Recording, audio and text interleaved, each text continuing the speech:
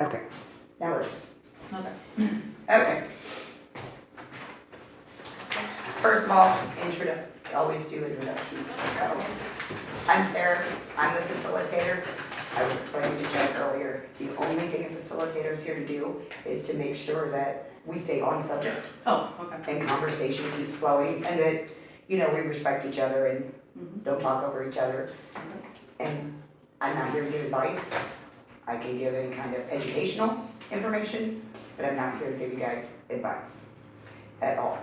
So, I'm gonna give you guys a copy of the confidentiality, and I say that, and that's because we got here, sorry, yep, my fault. My fault, I'm like, there's only one. So, when you go to group, it's the same as if you're going to private therapy. Okay. Whatever you say here, it's confidential. When you leave, you are free to talk to anyone you want to about your story, your experience, how you felt, but you cannot talk about anybody else's. Their right is still confidentiality in here. I do have to let you know, if insurance were, sometimes for insurance purposes, you do have to release a diagnosis or something like that to receive payment, but nothing will be released that's not pertinent for that. There's no other information.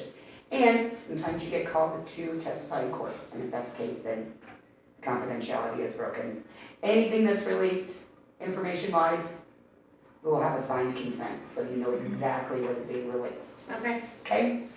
There's always some rules in a group, and the rules basically just respect each other, what each other has to say. If you are hurt by what somebody says, or you're not clear, please feel free to just ask them to explain. That way there's no hurt feelings, no conflict, no anything. Just one person talking at a time, and in order for the process to work, everybody needs to participate. Because what this process is here for is for everybody that shares a common, whether it's a common issue or learning to learn something in common. So that's the way it works. So I gave you guys this self-esteem assessment scale. And I put the score on the back of it. The higher it is, the more self-esteem that you have. If you read, which I'm sure you did, what these were for is how you feel right now, at this point in time. So the goal is, by the time you get done, and you have learned some techniques, that in a week, 2 weeks, if you retake this, your score goes up. Oh, okay. That's your measurement, that's our evaluation tool of how well we did. Okay. So, self-esteem is an issue that we are here to learn about and to maybe pick up a few techniques that will help raise self-esteem. Okay. So before we start with that, I just need you to introduce yourself. You can start. Me? Okay. Yeah. I'm Chrissy. Okay, you can tell anything you want to about yourself. I'm an accountant at Phillips Tax Service. I have a 4-year-old, and he's amazing. Okay. I'm Jennifer. I'm administrative assistant at PNC. I've had some health issues this year, so I'm just getting back to work and I'm still trying to recover from that, so. Yeah, I'm 48 and I have 2 awesome nieces who rock. That's awesome. That's awesome. Okay, so obviously we're here for self-esteem. Can you kind of tell me how you feel about your self-esteem? Do you feel it? I mean, obviously when you hear it, you feel it's really good, but can you tell me where you think you're at with your self-esteem? I think I'm low because of the things I've been through in life. Okay. And my weight issue that I think I have. That tends to go down the drain when I don't work out. I think working out helps out a lot. Okay. Do you feel like you've had self-esteem issues your whole life, or do you feel like through different things that have happened, it has started to drop as you've gotten older? Yeah, I've always had a low self-esteem. I feel like when I do have a high self-esteem that I'm working out, and I just think I have a better ability when I'm working out. Self-esteem wise. That's very common. Where do you feel like your self-esteem falls? I'm probably middle of the road, a little bit higher, that since I've gone through my divorce and I'm away from my toxicity that I was in, I didn't realize how toxic it was until now. I've been removed for almost 2 years. And I see that now. And I did have a lower opinion of myself in many disregards. Now it's more or in many regards, not disregards, sorry, that's one of my issues. But my weight is probably the way that I look, especially with everything that's happened in my hair and all that kind of stuff. I probably have more issue with how I look than anything. Because I feel pretty good about myself, and I'm trying to be more positive than what I was in the past, and trying not to let things irritate me like they used to, and get down on myself about certain things. I mean, I still do. I am my worst critic, and that will never change. I'm 48 years old. That will never change. But I've always had an issue with self-esteem. I think my entire life, and I feel like I'm starting to get a little bit better because I like myself, whereas I never really did before, and I think that's a difference. I think that with age, there is a point where you come into a would little agree. bit more of your own. I agree. And I think that's true, especially for women. I think that seems to be the truth. So I came up with some, I'm gonna give these to you so we can go over them and we'll talk about different examples. These are some techniques that you can use, that we can learn to use to help raise our self-esteem. And everybody's different, and I heard you say, how people see me. Mm-hmm. And I don't think that's an uncommon thing. I think we all struggle with, you mentioned your weight, I think we all struggle with how we feel other people perceive us. The issue is that we are not always correct about the way other people perceive us. We make that in our head, we think about how they see us. We don't generally walk up to someone and say, can you tell me how you see me today? Are you noticing that I've got gray roots? Or where, before I left the house, I noticed, Right. So we build a lot of that in our own heads. And we just, as humans, don't walk up to somebody we meet on the street and go, can you tell me how you see me? It's just not what we do. Right. So some of these techniques will help us to stop putting other people's words, or what we perceive as their words, in our heads. I know, easier said than done. Mm-hmm. I know. So, have you guys ever heard of self-talk, or the tape? They say the tape that goes through your head. Yeah. Okay, it doesn't work for everyone, but one of the techniques that I found for building self-esteem is to change that self-talk and what goes through our head. Unfortunately, a lot of people believe that in order for it to be positive self-talk, it has to be something, I'm going to be successful, or I'm going to be rich, or I'm going to climb the top of Mount Everest. Well, the problem with that is when we do that and those things don't occur, it doesn't help our self-esteem. Wasn't our intention, but we set ourselves up for failure without meaning to. So this talks about making better self-talk attainable, so we can't fail ourselves. And it's, for example, it says, I'm gonna be a great success, changing that to, I'm gonna persevere until I succeed. So even when you fail once, your self-esteem, shouldn't take a hit. It should be, hey, you know what, that's okay, I already told myself, I might fail, but I'm just gonna keep doing it until I succeed. So, have you ever tried to use self-affirmations or change the tape in your head? Tried, yes, but Okay, when you did that, what was, if you don't mind telling us, what was it that you changed it to? That I can do this, I think I can. I am beautiful. I have things around my house that says little sayings. I have things in my office that says, you are gorgeous, or only love today. You can do this. Just little sayings everywhere. Trying. Those are good ones, because those are setting yourself up to fail. I know that personally I have a problem with, I make mine too big. So then when it doesn't happen, you know, do you bail? Do you just feel bad? Do you just, those are good ones. Have you ever used self-talk? No. No. Have you seen on Facebook that little girl that repeats, have you ever seen the movie The Help? Yeah. Yes. Where she teaches the little girl that self-talk. Those are great examples because there's nothing there to fail. Right.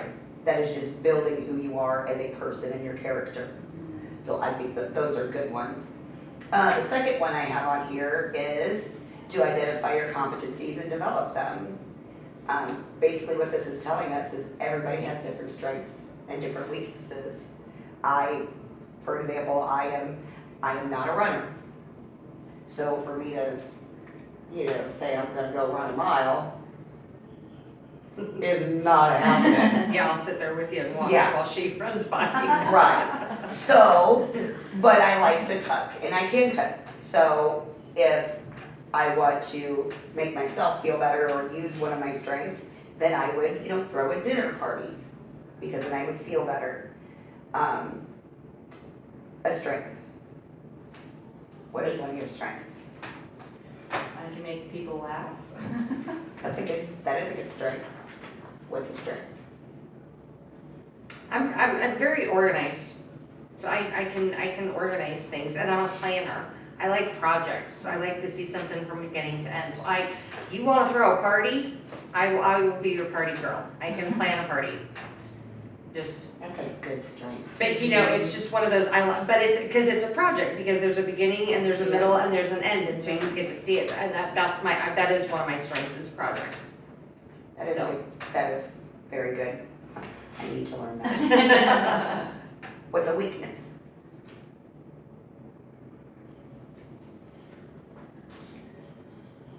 I don't listen hard enough, I guess. Okay. Or maybe I don't retain it. I don't know. Okay.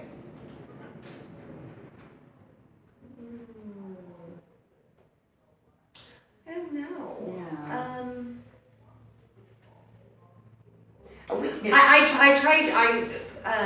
I don't always take my time when I'm doing things. So like if I'm reading something and it's not that I'm in a hurry, it's just I don't always take my time doing things. So I tend to rush through things. Which is weird because I'm very organized and I can do, but sometimes I just rush. And so not all the time, but it's a bad it is a weakness because it's a bad habit I have. That's one of my And possibly making those details. Yes. I understand. Which is weird because I'm very organized, and so you wouldn't think that it would go hand in, or, it would be so polar opposite, but for me, it just kind of is. Everybody's got their thing. I have more than that. Okay, so number 3, I have eliminate self-criticism and introduce self-compassion. Have you ever noticed that if a friend of yours makes a mistake, maybe forgets a dinner plan that you had, that you're willing to say, it's okay, I understand you're busy, we'll try again. But if it's yourself, if you're the one that forgets it, you beat yourself up and tell yourself, I've let them down, I'm a terrible friend. We always have more compassion for other people than we do for ourselves. And that's what this is talking about, is learning to forgive yourself and give yourself the same leeway that you give other people in your life. That you don't need to be perfect, you don't expect them to be perfect. You don't need to be perfect. Giving yourself a break also will help build your self-esteem because you're not berating yourself for making a simple mistake that you forgive anyone else for. Does that make sense? Mm-hmm. Yep. Okay. Number 4, I'm the queen of this, by the way. avoid falling into the compare and despair rabbit hole. Why do you say you're the queen of it? Yeah, because I feel like I actually, when I was going through my divorce, I got off of Facebook for 6 months because I was comparing what I was going through versus what I was seeing.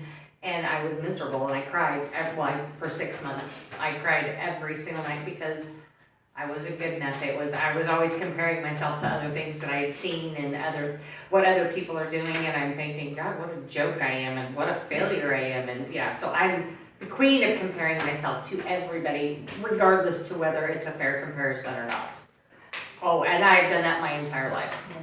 But I think you missed there too, give yourself credit that you realized it. Well, that's true. I guess And you eliminated at least a major part of what was causing you true. to do that.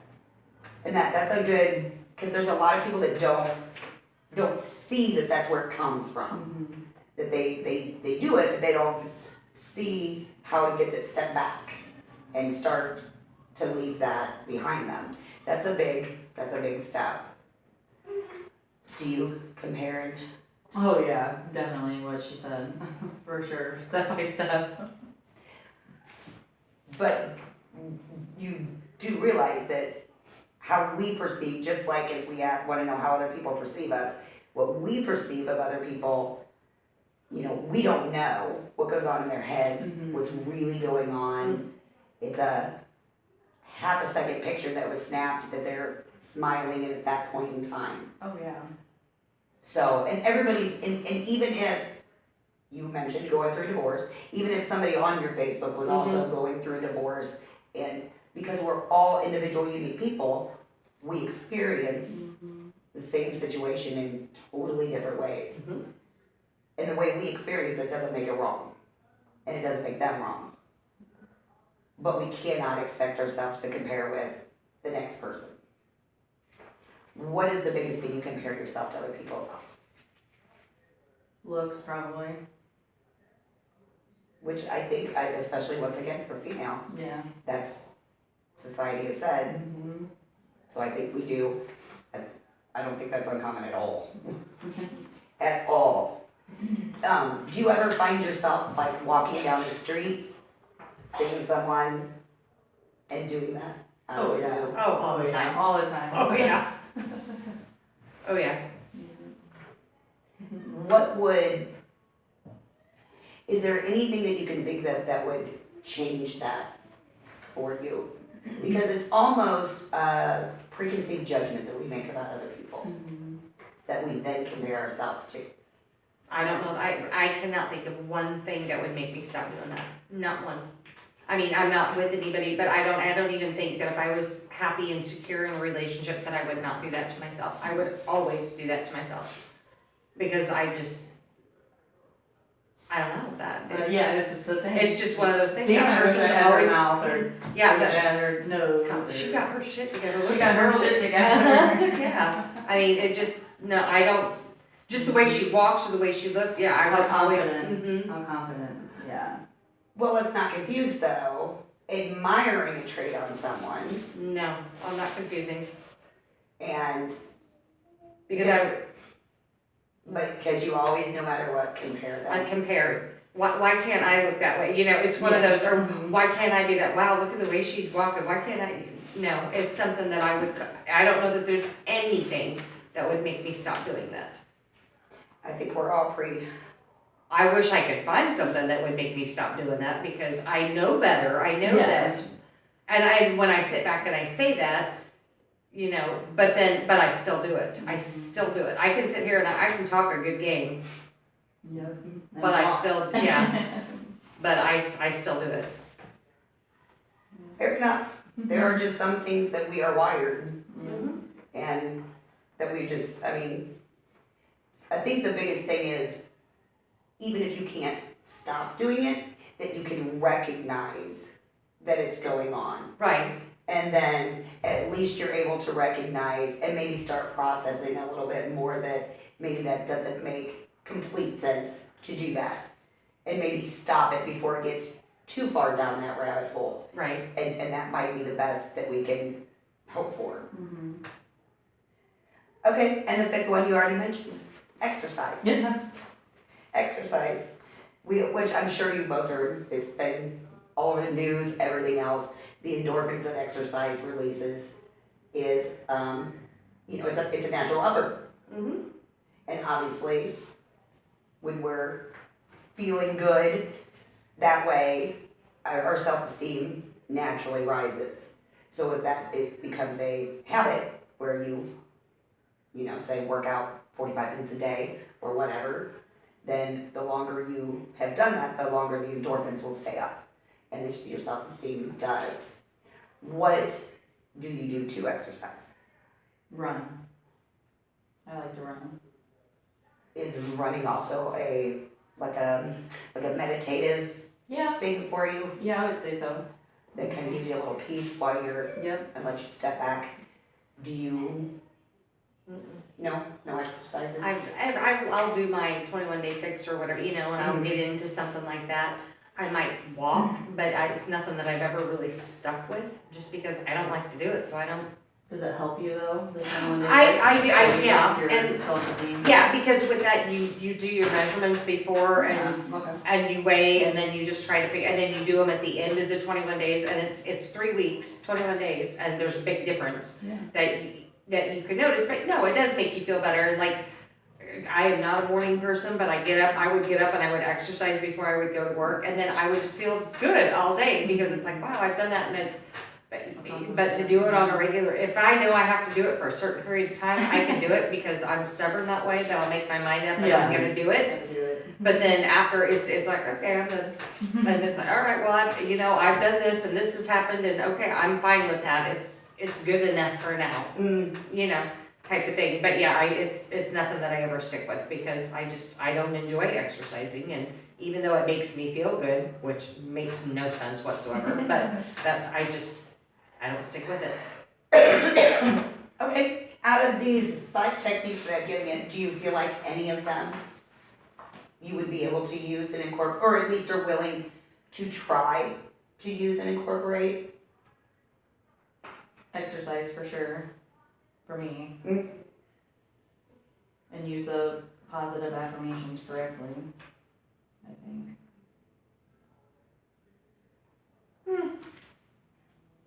I guess identify my competencies and develop them, so maybe try to do that a little bit more. That rabbit hole, whew. I just need to fill that hole and try not to go down it, but I don't know that that'll ever happen. And I guess it would be the affirmations, the positive affirmations, trying that. Because I've never tried that, so I don't know, that might work for me. Awesome. All right, well, thank you ladies very much. You're welcome.